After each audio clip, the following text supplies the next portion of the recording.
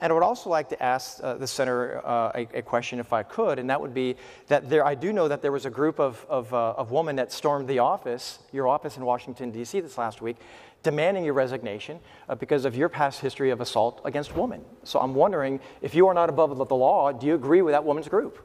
Senator the woman Carper, apparently came to our office. I heard about it. I didn't see her. I was told that she was just really bizarre. And I think she brought a television camera with her. She was looking for some kind of episode, and she was disappointed when she left. I don't feel like I'm above the law. And when people show up that are, excuse my French, bonkers, as this lady was, she was not going to get the time of my day. But that doesn't address the question. The question is, right? What's your question? Again, I'll go back to the question, and that is, one has stated that they're not above the law.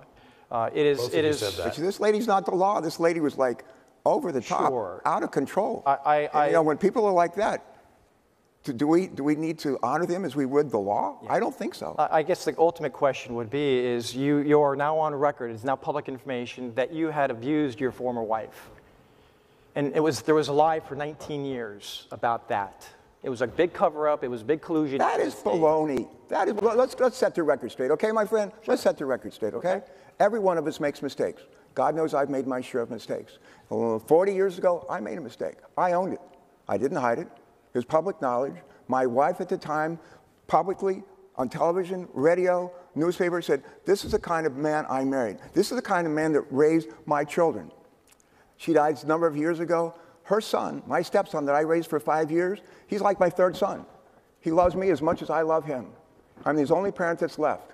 And his grandmother, who still is alive in Greenwood, Delaware, I'll be with her on her birthday. It's October 23rd.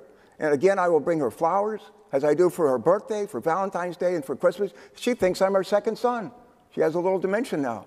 But this is the kind of husband I've been with Martha for 32 years. This is the kind of father I was for my stepson Greg. This is the kind of father I am for Christopher and Jack. Every year, every other year for 40 years, people like you, my friend, have just dredged this up to try to create mischief for me and political mischief for me. And let me just say, it doesn't work. It doesn't work. It didn't work 30 years ago. It didn't work 20 years ago. It didn't work 10 years ago. You know what? It's not going to work this time either. Okay, and the reason why is because voters have actually voted on this. They've considered it, and they say, we're not going there. We're not going there. And they didn't. And I think before this year is over, they won't go there again. All right, I'm going to call a halt to that. I'm going to ask a halt to that topic. I think we've covered it adequately.